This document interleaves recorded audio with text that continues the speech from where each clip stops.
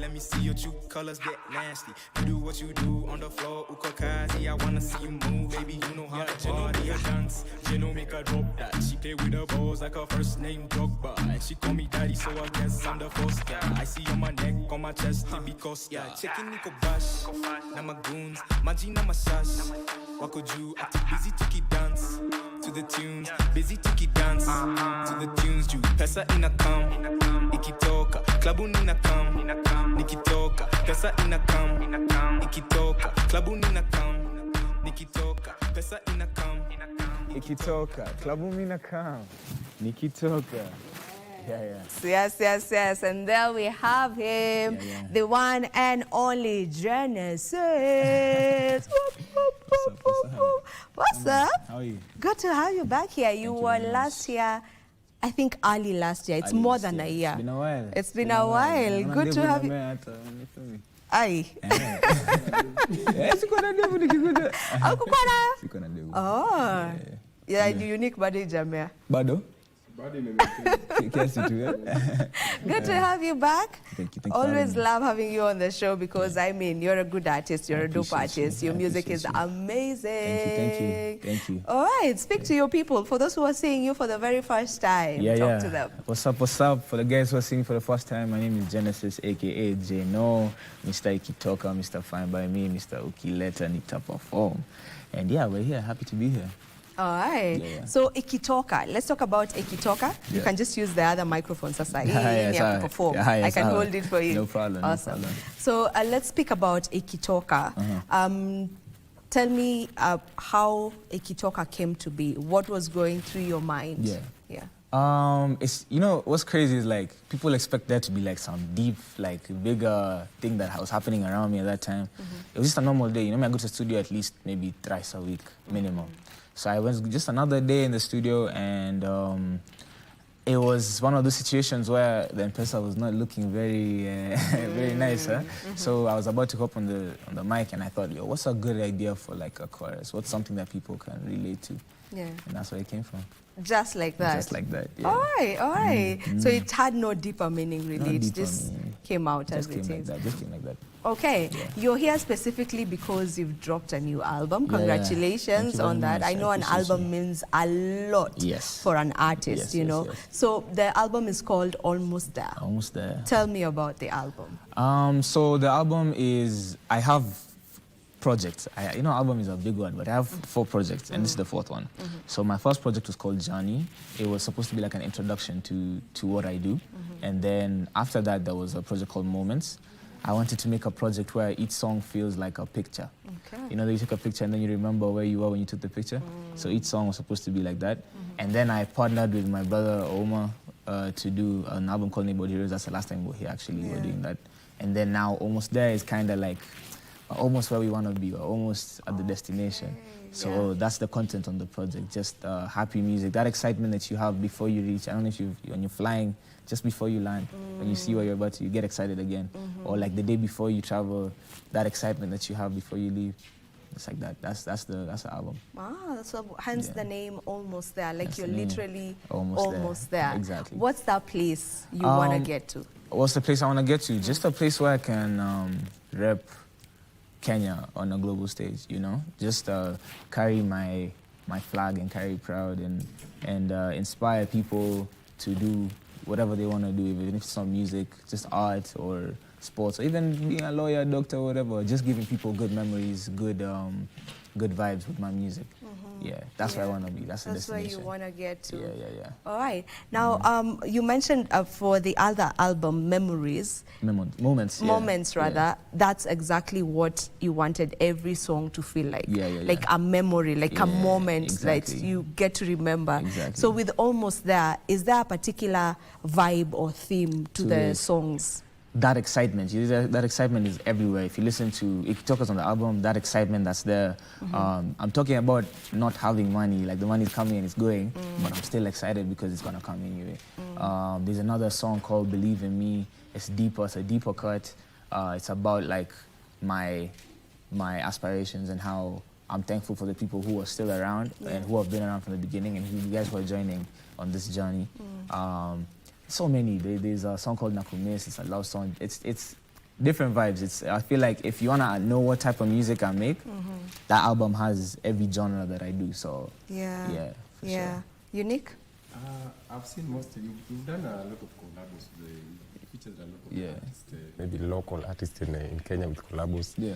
And there's an artist who said, local artist alisema haizi toa collabo, haifanya collabo na local artists wa Kenya. So like for you, I've seen you've done a lot of collabos. So what is the importance of like having collabos with an artist? I think it's more about like your relationship with the people, because I feel like when you have a good relationship with people, it pushes you to the next level. It doesn't really matter what career you're doing. If you have a good relationship with people and you mess with what they're doing and they do with you, it's like you're able to create something more beautiful that's not about you. You get? So for me to say, I'm not gonna do a feature with a Kenyan artist, that's kiburi.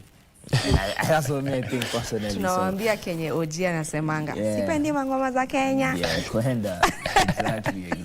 Yeah. So kiburi. I think there are very many talented artists in Kenya. True. Yeah. And in my opinion, it's just a matter of time before the rest of the world realizes that. Yeah. Yeah. Okay. But you know, alijitetea kasema like most artists wakiona umehit. Yeah. That's the time they will come to us for the collab. Yeah. Is it good, but like ukisha hit, is it good to start doing like collabs with other artists? May I say this, I can tell you for a fact, that song Ikitoka, when it came out and it did what it did, a lot of Kenyan artists came in, said, yo, we want to do a remix. The remix has never come out because I was like, okay, if you genuinely like what I'm doing, you won't hop on the song that's popping. We'll make another one. Yeah. You get what I'm saying? So I won't work with you. Like you can tell the people who I won't work with in the future, it's because they didn't want to work on something else. They just wanted to work on the thing that's already a success. You're like your wave riding. You're not really trying to create your own thing or something new. You get? Because you don't mess with me, you mess with the song. Exactly. Okay, I get it. Now, from the album, because I want us to get a feel of the album completely, because I mean, it's a good thing. Thank you. Thank you. So now, from the album, which song would you say has a story behind it? Like, there's a story you can tell us about the particular song coming to be. I'd say Pretty Girl. There's a song called Pretty Girl. So Pretty Girl is about just that same happy bashment type of music. But the story, it goes, me and my producer, his name is Cap.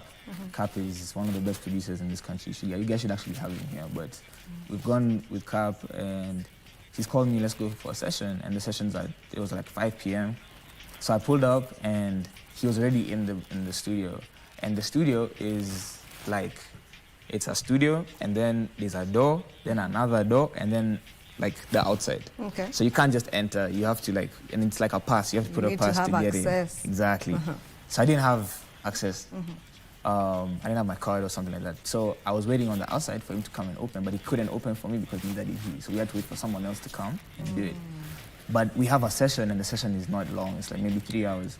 So we're like, you have to make a song. And we have to make a song in this time. So when the person comes, they'll open and I'll come and I'll record.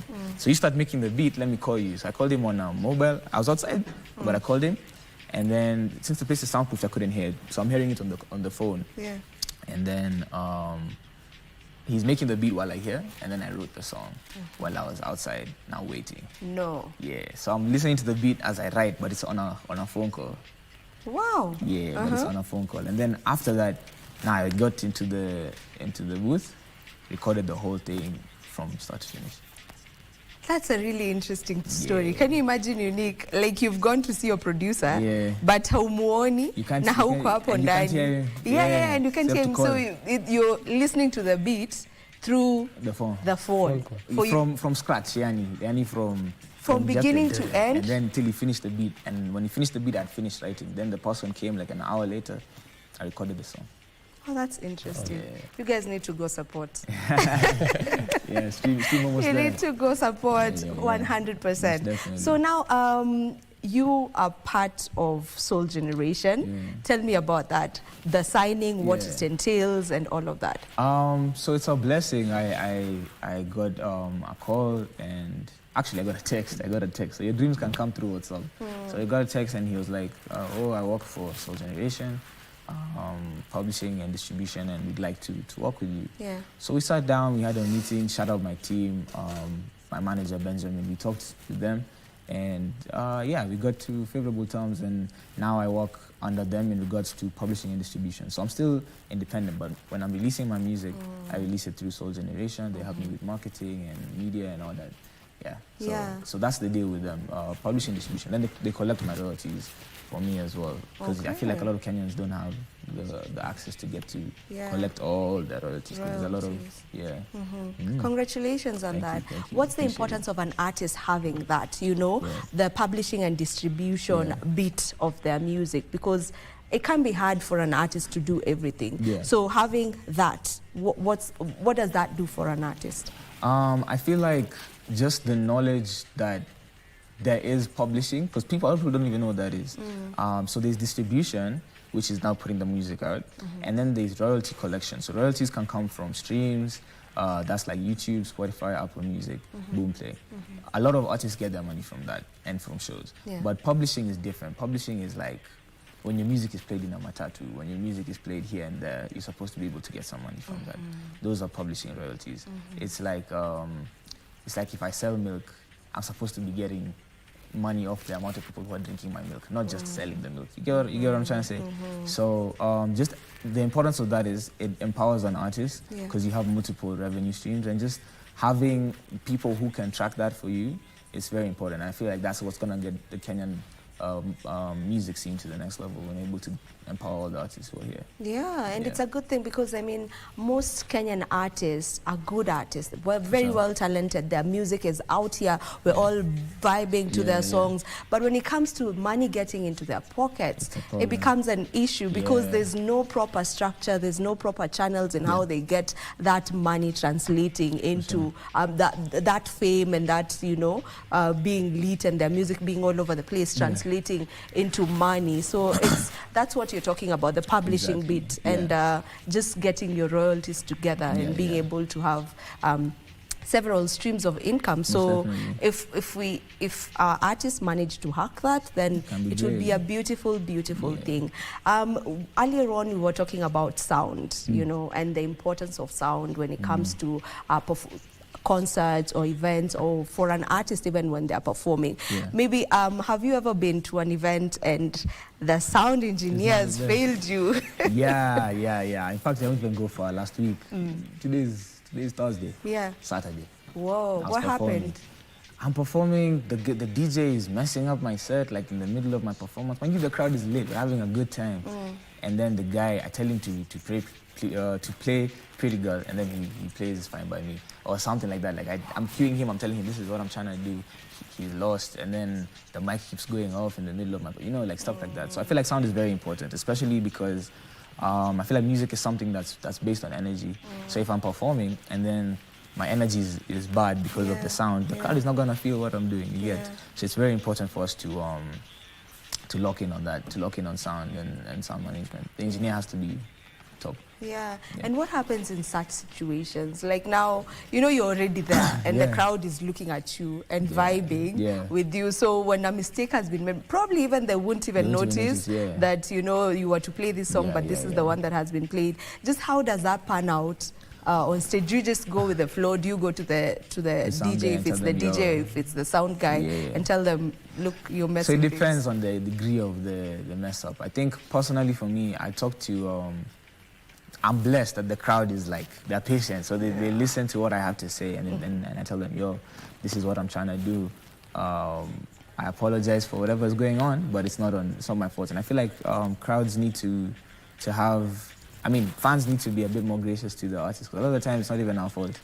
To cut the mic has gone off, but that's not my fault. So you go up home saying Genesis is a bad performer, but it's the sound. So I feel like in such a situation, I call them out personally. I'd be like, yo, fans, I'm so sorry, but we need to get something fixed in the background. Once it's done, we'll continue, and then we fix it, and then continue. Okay. I want us to get back to your music, and I want you to talk to me about Ukileta featuring YBW Smith. Tell me how that collaboration came to be. So remember when I was saying how too many people were coming feature. Let me hop on Ikitoka Dra. So YBW Smith was one of the guys who was like, hey, you guys, you're dope. Let's work. And I appreciate that, because it's like you like what I do as a person rather than just a song, you know. So and I've been working with Soundcraft. Soundcraft is a producer who does a lot of you've had like a boss. So he's the guy who does a lot of those beats for the Abington scene. So I've been working with him for quite some time, and luckily I went, and then I was in the studio just vibing out with Soundcraft, and he came and we talked, and we made a song. It was very simple, actually. I made the song prior, and then I played it for him, and I told him, yo, this is something I think you could do something on, and he liked it. And it's a good one. It's a really good one. Another one that I want us to highlight is the one you've done with Kinoti, because I never saw that collaboration coming. I knew Kinoti and you. I feel like it's completely different. Worlds apart in terms of the music that you give out. But you know, that collaboration being part of the album, it caught me by surprise. So tell me about how you landed on Kinoti. Like I said, I'm not confined by a genre. I like dabbling in whatever I feel like doing at the moment. So with that one, it was more, let me sing. Let me see what guys will say if I sing, because guys are used to club music from me. Let me make some more emotional, you know, something for the ladies. So then now, as I was doing that, I know Kinoti personally, so just called him, said, yo, if you're interested, I have something for you. You come through. And Kinoti is a very nice, humble guy. He came through. We locked in. It's a good one. It's a really good one. It. The feel, I mean, it's for the ladies, so I'm a lady, so exactly. I got to feel it. I got to feel it. Now, as we wind up on this conversation, maybe, what are you looking at as the end goal? You know, what are you looking at as the end goal? I know you've mentioned that you would want to get to represent Kenya and be someone who people look up to and be like, if you could do it, then I can absolutely do it. What does that look like, you know? Are we looking at Grammys? For sure. I think I do want a Grammy. I've been saying that for the longest. You can go back 5 years and you find me saying the same thing. But I think the more I grow as an artist, yes, that the accolades and that is important. But if I could really inspire someone, like, you know, like the way me, I don't know if this is the same thing for you, but when I was growing up, I used to see Michael Jackson moonwalking and doing that. And I was like, yo, this is so fire. I want to do something like that. The fact that I was able to do that, like he was able to do that for me, if I can do that for someone, if I can tell someone can look at me and be like, yeah, I want to do what this guy's doing, and then they chase their dreams and they're successful. Tupac said, I might not be the greatest mind, but I will inspire the greatest mind. And that's what I want to do. Amazing, amazing. Right now we take a break. Where do they find you on social media very quickly? Genesis.ke on Instagram, Twitter, TikTok, all of that. And then Genesis, Genes1s on streaming platforms, Apple Music, Spotify, YouTube.